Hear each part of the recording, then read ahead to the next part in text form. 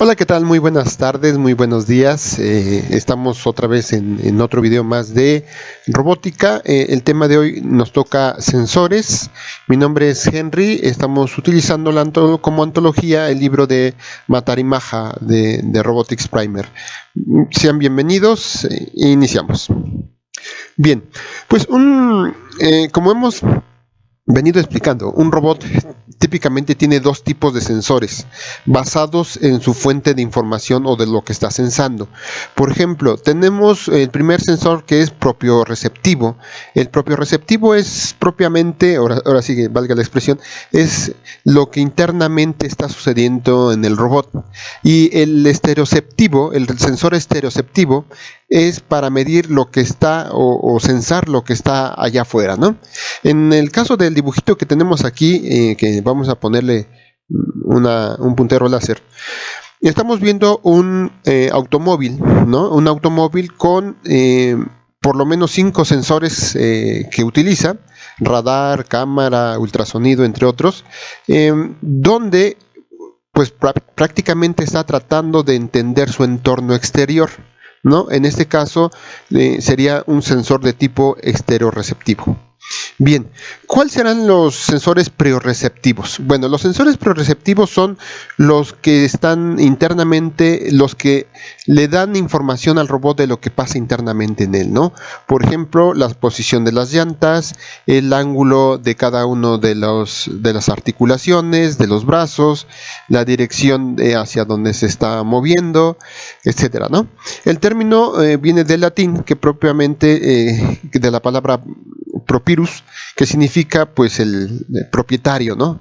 Entonces, pues ese tipo de sensores nos va a dar información interna de la información que pasa, de lo que está sucediendo o lo que debe reconocer internamente el robot, ¿no? Aquí podemos ver en un pequeño esquema. Nos dice que hay dos tipos de sensores, como hemos estado observando, estereoreceptivo y prioreceptivo, y que el estereoreceptivo puede ser activo o puede ser pasivo. Todavía falta ver qué tipo es, ¿no? Entonces, la priorecepción es propiamente el sensado del estado del cuerpo, ¿no? Aplica para todos los animales y pues la intención es traducirlo hacia el robot. ¿Qué tipo de sensores prioreceptivos podemos encontrar?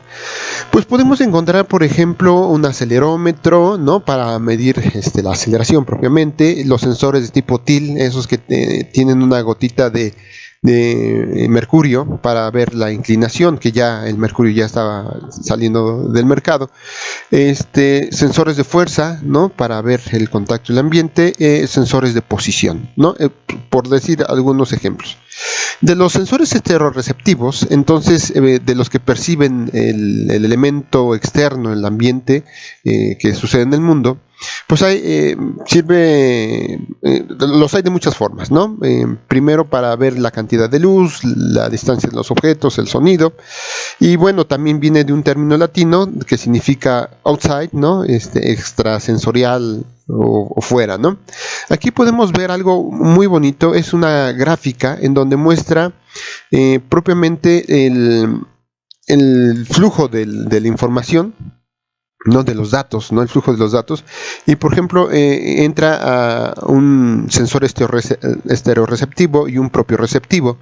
Entonces vean ustedes, entra en lo que sucede en el ambiente externo y mide lo que está interno.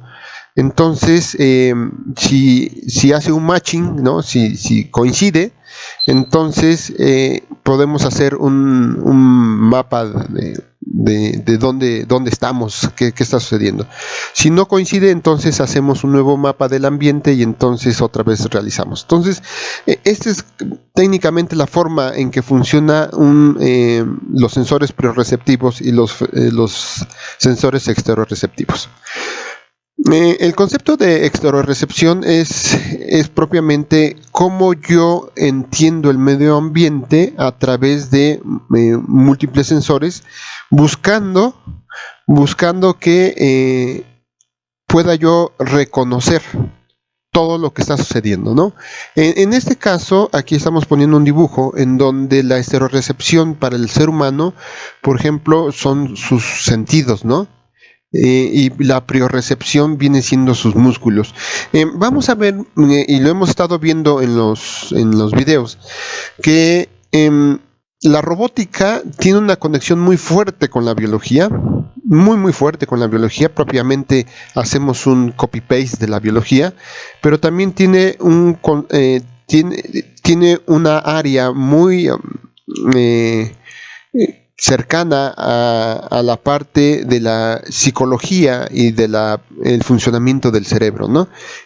Lo vamos a ver más adelante. Por ejemplo, aquí estamos observando también una parte de cómo funciona la memoria sensorial, ¿no? De largo término o corto término, que también puede ser usada para el procesamiento de lo que estamos viendo mediante nuestros sensores. Bueno, entonces, pues propiamente vamos a crear algo que nos permita percibir, ¿no? Entonces, el sistema perceptual, el sistema de percepción de un robot, pues es propiamente sus sensores estereorreceptivos y proprioceptivos. Sin embargo, nosotros pues queremos que el robot tenga más información de su medio ambiente, ¿no? Entonces, ¿cómo utilizamos esos sensores? ¿Dónde están esos sensores? Bueno, aquí la imagen que nos muestra es que propiamente el odómetro, que ya habíamos dicho que era una parte de un sensor proprioceptivo, pues nos va a indicar qué distancia estoy caminando en una determinada área, y propiamente unos sensores de contacto me van a decir cómo está funcionando el exterior, ¿no? Más o menos esa es la intención de entender el concepto de propriocepción y exteriorrecepción. Entonces, la intención es que el sensor mida la mayor cantidad de fenómenos físicos que se encuentran alrededor de él, ¿no? Tenemos por aquí una tablita en donde dice, bueno, ¿cuál es la propiedad física que vamos a estar midiendo? Y bueno, pues el contacto, pues voy a utilizar un switch, la distancia, voy a utilizar un ultrasonido, radar, infrarrojo. Si voy a medir el nivel, ¿no?, de luz, entonces voy a utilizar fotoceldas, cámaras, sonidos. Si voy a medir sonido, micrófonos. Y de esa forma, de acuerdo al fenómeno físico, yo voy a poner la tecnología y el tipo de sensor que yo quiero que mi robot detecte.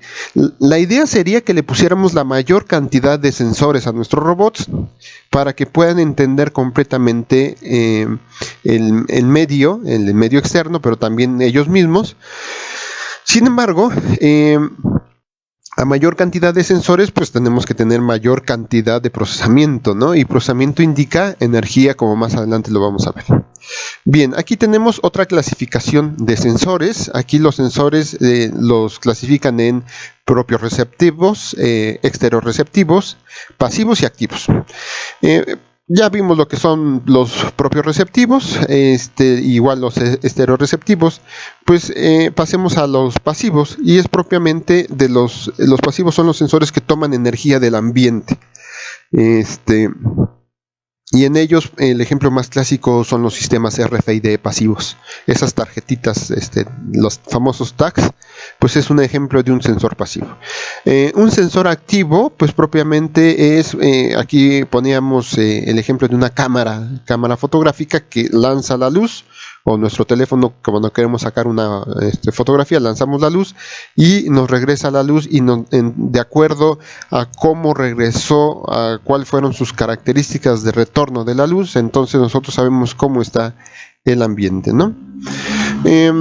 Como ya lo habíamos dicho, la percepción del ambiente está muy ligado a la psicología. Entonces, pues propiamente nosotros como seres humanos nos clasificamos en forma rápida con 5 sentidos, con el que vemos luz, sonido, olores, ¿no? Y aquí nos dan una diferencia entre la sensación y la percepción. Entonces dice, la sensación se refiere a la estimulación física de los receptores sensoriales. Esa es la parte de sensación. Y percepción involucra la interpretación de la información sensada. Vean lo interesante, porque esto se va aplicando cada vez más hacia nuestro robot. Después dice, aquí en este ejemplo, en esta figurita más dice, bueno, va a entrar los datos de sensores, ese conocimiento lo almacenamos en el cerebro, propiamente puede ser cerebro animal o robótico, y inferimos a través de ellos qué está pasando, ¿no? Ok, incertidumbre. ¿Qué pasa ahí? Cuando nosotros venimos sensando, tenemos errores en la medición de lo que estamos sensando, y tenemos también ruido en el sensado, ¿no? Que es inherente cuando nosotros medimos todas las cantidades físicas, ¿no? Entonces, una de las grandes cuestiones que tenemos es la incertidumbre. Entonces, ¿qué significa la incertidumbre en los sistemas robóticos? Bueno, que propiamente cuando nosotros queremos sensar lo que está en preorreceptivo o al interior del robot, pues es que los sensores no son del todo precisos, no son del todo certeros, y no propiamente por la tecnología, sino que propiamente puede estar afectando un mecanismo, puede estar afectando la magnitud mecánica o propiamente la posición del sensor, ¿no? Por más buen diseño que tengamos, tenemos ese problema del diseño de la posición del sensor. Entonces, bueno, tenemos incertidumbre en la parte del sensor. Hay cosas que no podemos observar del ambiente propiamente, y hay cosas que desconocemos que están en el ambiente. Entonces, aparte de eso, o sea, de no tener una certidumbre del sensor, de no poder observar correctamente, también tiene que ver la actuación, ¿no? Pero en este caso nos vamos a quedar un poco más con la incertidumbre en los sensores y lo que no se puede observar en los sensores. Bien, entonces, incertidumbre se refiere pues propiamente a que el robot no puede tener una certeza o no puede estar seguro de lo que está sucediendo en su ambiente. Entonces, pues no puede tomar buenas decisiones todas las veces, ¿no? Entonces, ¿cuáles son esas variedad de fuentes de incertidumbre de un robot? Bueno, incluye, como ya lo habíamos visto, ruidos del sensor, limitaciones del sensor. Y esto es una parte súper importante, porque si compras un sensor económico y se lo pones, tendrá una limitante mucho mayor que todavía un sensor de mejor calidad, ¿no? Sin embargo, el de mejor calidad no es un sensor del todo confiable al 100%. Tenemos problemas cuando tenemos errores que nos da el ruido generado por los efectores y los actuadores dentro del sistema eléctrico, y lo que habíamos dicho, pues una parte puede ser observable, la otra parte no, y también que pues propiamente el ambiente está cambiando. Digamos que esa es la parte más interesante en la robótica. O sea, si tú lo pones en un laboratorio al robot y le pones que corra 5 metros, pues es un ambiente muy controlado. Sin embargo, si ese mismo experimento lo pones en un ambiente abierto, ya fuera de control, van a pasar muchísimas cosas. Puede pasar que el aire esté muy fuerte, que exista lluvia y entonces va a patinar o le va a entrar agua, o de repente va a llegar una ave y se va a poner enfrente de él, y entonces va a pasar muchas cosas, pero sobre todo porque cambian en un momento muy rápido, ¿no? Por ejemplo, puede llegar un ave, se puede sentar encima de él y picotear algunos de sus sensores y moverlos de posición, tan solo eso, inmediatamente después irse, pero ya te dejó otras mediciones, ¿no? Entonces, pues todas esas son las limitantes, ¿no? Entonces, pues el ambiente está cambiando constantemente, ¿no? Para evitar ese problema de la incertidumbre, y el hecho de que hay una variabilidad muy grande en el ambiente, entonces se crean como estrategias para que el ser humano esté cerca del robot y pueda apoyarlo, ¿no? Entonces se ve que cuando la variabilidad del ambiente, por ejemplo, aquí lo podemos ver. Cuando la variabilidad del ambiente es poca, pues el robot es autónomo. Cuando empieza a aumentar la variabilidad del ambiente, entonces ya se empiezan a utilizar telerobots. Y cuando es muy alta, pues se utilizan robots teleoperados, ¿no? Entonces, vean la cantidad de incertidumbre que existe en el ambiente. Bien, entonces la incertidumbre pues es propia de un ambiente físico y que involucra pues que no tengamos la precisión para hacerlo, ¿no? Y eso, el hecho de que un sensor sea imperfecto afecta los mecanismos, afecta el grado de precisión que tú requieres, ¿no? Entonces, también es importante que los sensores le permitan sobrevivir al robot en ambientes sucios, ruidosos y de formas cambiantes, ¿no? O sea, no solamente que te afectó ya la medición, ahora la intención es que sobreviva el robot en el ambiente externo. Y entonces, pues propiamente los sensores son la ventana al mundo, pero pues tenemos algunos errores, ¿no? Estamos mirando una parte del mundo en esa ventana, nos falta el resto del mundo. Y también tiene que ver mucho el tipo de sensor. Por ejemplo, aquí nos dicen, bueno, si tienes un sensor de 1 a 0, pues te va a proveer un solo bit. Contacto, no contacto, color, no color.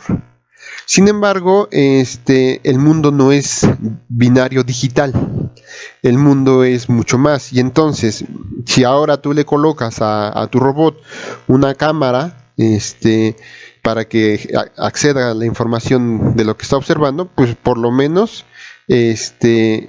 vas a tener esa cantidad de píxeles que tiene la cámara, ¿no? Una cámara, por ejemplo, de 512 por 512 píxeles, pues ya no es un bit. Entonces, pues como nosotros sabemos, un píxel es el elemento básico de la imagen en las cámaras, computadoras o televisiones, y que pues 262.144 píxeles pues ya significa un procesamiento mayor, pero si tú le pones 2, entonces el procesamiento se vuelve mucho más importante, mucho más completo y complejo, ¿no? El hecho de que tú digas, bueno, pues lo voy a pasar a blanco y negro para que no tengamos muchos, ¿cómo se llama? Muchos datos que procesar, pues relativo, porque finalmente en blanco y negro tú ves el rango de grises y a color pues ves el espectro de color.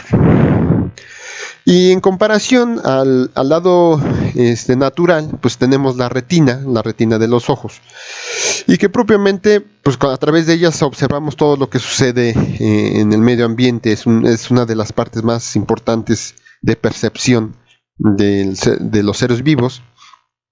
Y pues tiene por lo menos 100 millones de elementos fotosensibles y algunos más que desconocemos. Muy probablemente también estén midiendo presión. Eso todavía no he visto que esté. Yo no he visto porque no he investigado bien, pero no he visto que también la presión ocular tenga que ver con toda esa información que recoge el ojo humano. Entonces, como ya lo hemos estado repitiendo, los sensores son muy buenos para percibir el medio ambiente, pero no nos dan toda la información del medio ambiente, no nos dan pues todo lo que nosotros requerimos para un buen desempeño del robot en el ambiente. Nos da medidas, y propiamente esas medidas las vamos a usar para que el robot pueda sobrevivir en el ambiente. Entonces, Si yo pongo sensores simples, pues voy a obtener información simple, ¿no? Si yo pongo sensores mucho más avanzados, me van a generar mayor cantidad de datos en las que voy a tener mayor información del ambiente, ¿no? Entonces, que una vez que ya leí lo que está en el ambiente y lo que está en prorecepción y lo que está en el estereorecepción, ahora la pregunta es, ¿y ahora qué hago? ¿No? Aquí tenemos la imagen propiamente que dice, bueno, ya me llega la información visual, ya me llega la información propio receptivo, me está aquí tocando el ser humano, y entonces, ¿qué tengo que hacer? Esta es la parte que todavía tenemos que analizar. ¿Qué es lo que hago una vez que me llega toda la información? Bien, también, como habíamos visto en el caso de la ventana, pues el campo visual del robot tiene mucho que ver, ¿no? O sea, si yo nada más veo el mundo a través de una ventana, será un mundo con unas características, pero si yo amplío esa ventana, o es más, si la quito, entonces el ambiente ya es el mundo real, ¿no? Ahora la pregunta es, pues, ¿con qué sensores, no? Pues sensores, cámaras de una sola, de tipo estéreo, sonares, los famosos LIDAR, y de ahí lo que tendría yo que hacer es mandar todos estos datos sensoriales y representar el ambiente. Representar el ambiente haciendo mapas, haciendo esquemas 2D, 3D, mallas, ¿no? Y de ahí, ya una vez que tengo el modelo del ambiente, entonces ya puedo hacer métodos de predicción, inferencia, análisis de datos, interpretación, y de ahí me voy al razonamiento, a la actuación hacia el mundo real. Entonces, vean ustedes que propiamente apenas estamos en la parte de los sensores y propiamente en la información y sus datos. Ok, entonces ya vimos que en la figurita anterior me mandan la información, ahora tenemos que trabajar en la representación del ambiente, y eso es reconstruir con la información el medio ambiente, lo que está. Entonces, tengo que saber a través de los sensores qué es lo que tengo enfrente, ¿no? Y pues lo que vamos a hacer es que podamos entender a través de las mediciones lo que está sucediendo, para que tome decisiones el robot, ¿no? Para que pueda procesar la información y pueda realizar algún procesamiento para que el robot sepa dónde está, como primer principio, sepa por dónde ir, ¿no? Y sepa que el ambiente es cambiante, ¿no? Entonces aquí tenemos la imagen que en uno de los principales conceptos es que el robot sepa dónde está, sepa lo que hay a su alrededor y que también pueda planear en alguna medida todas las posibles rutas para llegar a su destino, ¿no? Haciendo pues todo el proceso de mapeo, procesamiento, pero sobre todo sensado. Entonces, pues aquí lo que vemos es que en términos prácticos el robot tiene que sensar, de ahí tiene que realizar un plan para poder tomar la decisión de lo que va a hacer, ¿no? Este modelo sencillo de que es sensar, hacer el plan y actuar, tiene que ver un poquito más con percibir el ambiente, establecer un modelo de lo que, de una reconstrucción de la información que llegan de los sensores, hacer un plan, ejecutarlo, dirigirlo hacia sus actuadores y realizar la acción en el medio ambiente. Bien, entonces ya vimos que ya nos mandaron la información por parte de los sensores, ahora vamos a procesarla. ¿qué significa procesarla? Bueno, ya vimos que nuestro robot detectó un obstáculo. Ok, entonces, bien, ya vimos que hubo un abierto cerrado, medimos un voltaje a través del circuito, eso ya lo mandamos a la parte electrónica y actuamos. Bien, digamos que eso no hay problema. Ahora suponte que el micrófono lo utilizas como sensor para reconocer la voz. Y entonces tienes que hacer un procesamiento de señal analógica en el caso de la voz y necesitas separar la señal de la voz del ruido. O sea, de esa señal que te llega, tienes que separar la voz y el ruido que está en el medio ambiente y comparar con las voces que tú tienes grabadas y entonces reconocer la voz. Ya el detalle ya no fue tan fácil, ¿no? Entonces, observen ustedes en este dibujito donde dice Fundamental Blocks of Robots. Bueno, pues tenemos la parte mecánica, la parte de control, la parte de poder, la parte de sensor y aparte la parte del procesamiento de señales, ¿no? Que es importante para para reconocer el ambiente, ¿no? O sea, no solamente es 1 y 0, es lo que habíamos comentado. Entonces, ahora suponte que el robot tiene que detectar tu abuelita, ¿no? Aquí por eso pusimos aquí la abuelita, pero tiene que detectar la abuelita dentro de su cuarto. Y entonces, no solamente tiene que tener guardada la información de la abuelita, sino también tiene que estar guardada todos los objetos que están dentro del cuarto de la abuelita para reconocer la abuelita. Entonces, ya se imaginan que tenemos que hacer un procesamiento mucho mayor, ¿no?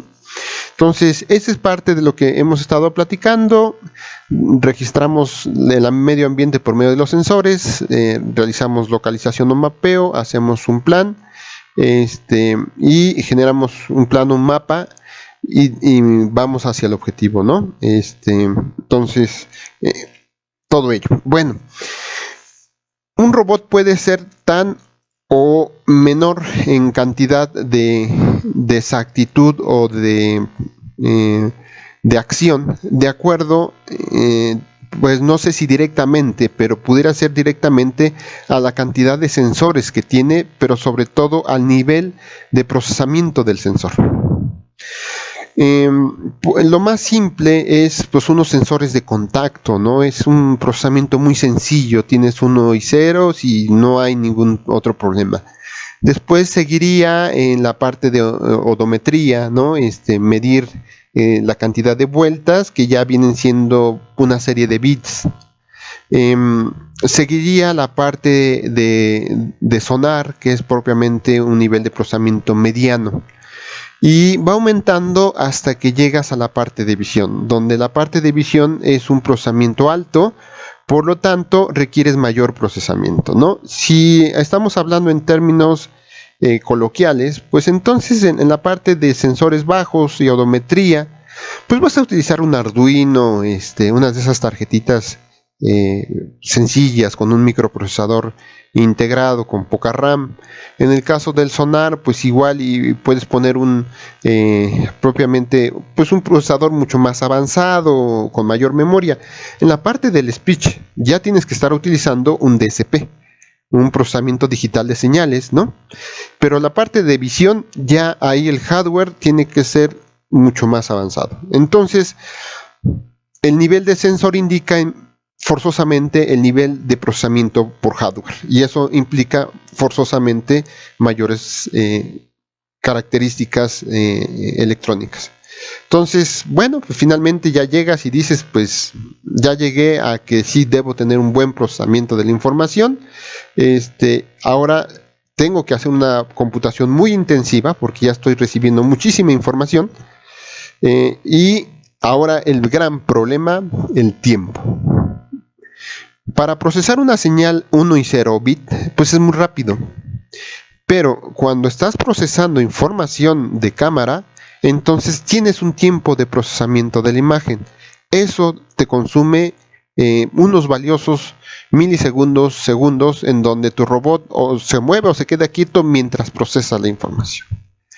Entonces, ahora resuelve esta parte. Tienes que resolver la parte de procesamiento y que tu robot siga conservando la movilidad. Entonces, ahora imagínate, pues que no solamente es la cámara, ahora son otras cosas que estamos haciendo, y entonces tendrás que diseñar pues propiamente procesamiento especializado para cada sensor. ¿Y por qué se da esto? Bueno, si de por sí habíamos dicho que los sensores tienen un problema de incertidumbre, ahora imagínate que la percepción también tiene de por sí un problema, ¿no? Aquí estamos viendo pues propiamente una proyección de un cuarto, y esto es lo que tú tienes que estar procesando en la imagen con la cámara, ¿no? Entonces, esta reconstrucción del medio ambiente a través de un ojo electrónico, pues va a requerir mucho procesamiento, ¿no? Entonces, ¿qué necesitas ir haciendo para ver esta parte de los sensores? Primero, debes tener la capacidad para procesar señales analógicas y digitales. O sea, eso es inherente en todo robot. Tienes que saber dónde van conectados cada cable en cada parte del robot. Después, tienes que tener soporte electrónico que tenga que conectarse con una computadora. O sea, tienes que tener un hardware forzosamente que pueda conectarse con la computadora. De ahí la intención de que ustedes con su Arduino, que es la parte electrónica, ¿no? Que es toda la parte económica, llamémosle así, económica no por el precio, sino económica por el nivel bajo, pues se tendrá que conectar con una computadora. Y después tendrás que ver pues las baterías. Y las baterías es otro, en la parte de baterías y energía es otro asunto, que lo vamos a ver ahorita. Por ejemplo, los sensores requieren potencia y electrónica, ¿están de acuerdo? Para la parte de procesamiento por parte de las computadoras requieren más potencia y electrónica.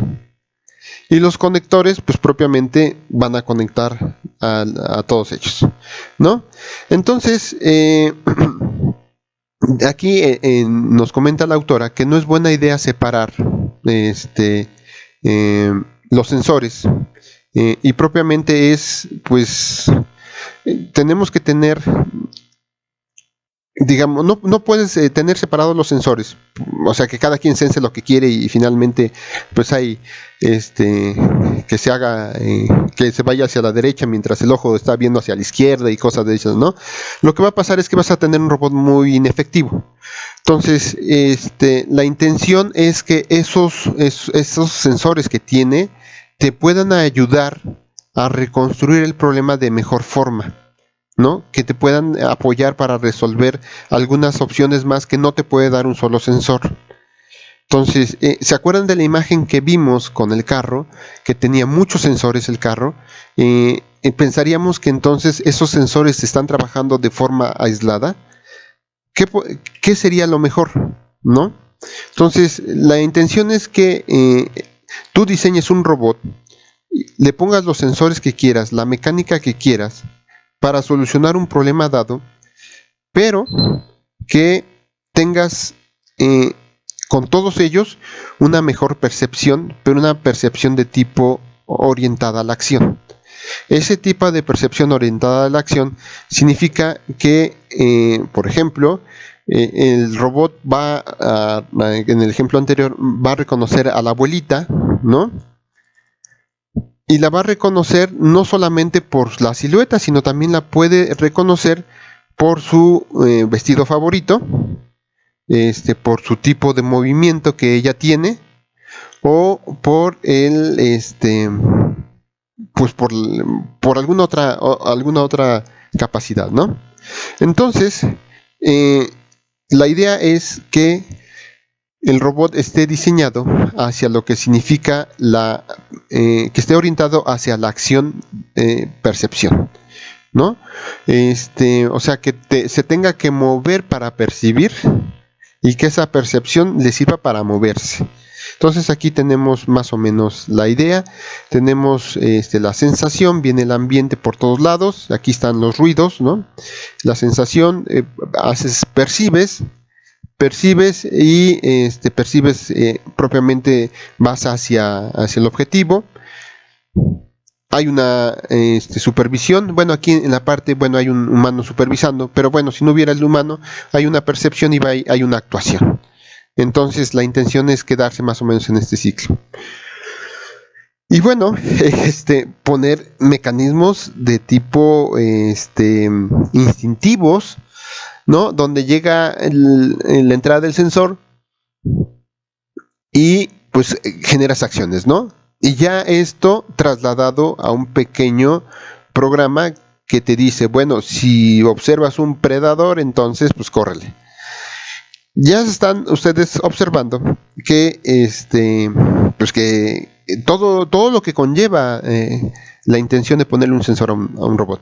Ahora, bien, ya suponte que ya le hiciste muy bien el programa para cuando detecte un predador, pues corras, ¿no? Ahí está la intención, ahí está el diagrama de control, aquí está el programa.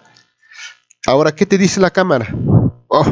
La cámara tiene un pequeño problema por la parte de recepción, de percepción de lo visual. Y entonces dice que tiene un problema para percibir la distancia si un objeto está en el plano. Y no así si lo tiene por debajo del plano. Y bueno, no es lo mismo decir que pues si fuera un comer robots, tenerlo en A en D que tenerlo en W y Z. O sea, aquí en W ya sabes que está cerca, en Z sabes que está lejos, pero en A y D tienes una incertidumbre tremenda porque no sabes exactamente en dónde está. Y no es por tu procesamiento, sino es por el sensor receptor. Entonces, pues tendrás que interpretarlo, ¿no? A través de tu procesamiento y pues propiamente detectar ese movimiento, ¿no? Bueno, entonces la idea de poner sensores es, pues ya habíamos visto, es que tengamos lo más cercano a un sistema biológico, y propiamente que los sensores pues nos puedan dar una mayor claridad del ambiente. Podemos ponerles más características a nuestros sensores, podemos hacerlos más complejos. ¿De qué forma podemos ayudar a los sensores viendo lo que sucede biológicamente? Con la intención de que tomemos mejor, maximizar los sensores propiamente para mejorar su rango, la parte de precisión, ¿no? Y bueno, pues esto les queda a los que van a diseñar el robot y propiamente a los programadores, ¿no? Entonces, ¿qué va a hacer el diseñador del robot? Pues va a hacer qué tipo de sensores le va a poner, si va a hacer algún ajuste a los sensores, posición de los sensores, de qué forma los va a usar, cómo los va a disponer dentro del robot, ¿no? Entonces, ahora la pregunta que tendríamos que hacerle es, ¿cómo ustedes piensan que la persona detecta su ambiente? ¿Cómo sabes que estás en tu casa? ¿Cómo sabes que estás en un ambiente abierto? ¿Cómo sabes que es un lugar no familiar? ¿Cómo reconoces el peligro? Esa es una de las preguntas que tú le tienes que dar las respuestas a tu robot que estás construyendo. Pues propiamente le puedes poner un poco más de sensores, ¿no? Temperatura, ¿qué está pasando con la temperatura? ¿No? Así como nosotros, está haciendo frío, ¿qué pasa si le pones que detecte el movimiento? ¿no? No solamente que vea qué objetos están ahí, sino que detecte que se están moviendo. También que pues vea el color, que pueda determinar la distancia, ¿no? Ahora, ¿cómo tú mides la distancia? ¿Cómo percibes la distancia? Porque esa respuesta, volvemos a lo mismo, se la vas a tener que integrar a tu robot. ¿Cómo haces para medir la distancia que tienes de un objeto? Bueno, pues en el caso del robot vas a utilizar sensores ultrasónicos, donde vamos a medir directamente el tiempo de vuelo de la señal, sensores infrarrojos, ¿no? Para ver el grado de intensidad de la señal que regresa. Pondrás 2 cámaras, ¿no? Entonces, y tendrás que utilizar el procesamiento para ello. Podrás utilizar cámaras a distintas distancias, ¿no? O finalmente va a ser un ajuste entre un láser y una cámara para triangular la distancia. Entonces, pues estos son muchos de los conceptos que se le están integrando a los robots para poder, ¿cómo se llama? Pues para poder detectar la distancia de los objetos, ¿no? Aquí tenemos el ejemplo del LIDAR, ¿no? El principio del láser para detectar los objetos. Y tomar en cuenta que la perspectiva de los objetos. O sea, si regresamos aquí, pues es muy fácil, por ejemplo, aquí en este dibujito, detectar el objeto siempre que esté en esa posición. Pero ¿qué pasa si el objeto es más pequeño?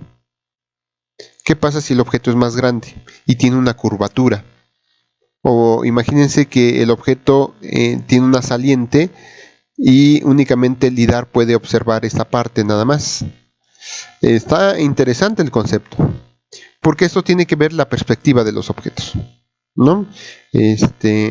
No es lo mismo ver el objeto desde arriba, o desde un plano inclinado, mejor desde un plano inclinado, que desde arriba una vista aérea. Cambia totalmente la perspectiva del objeto.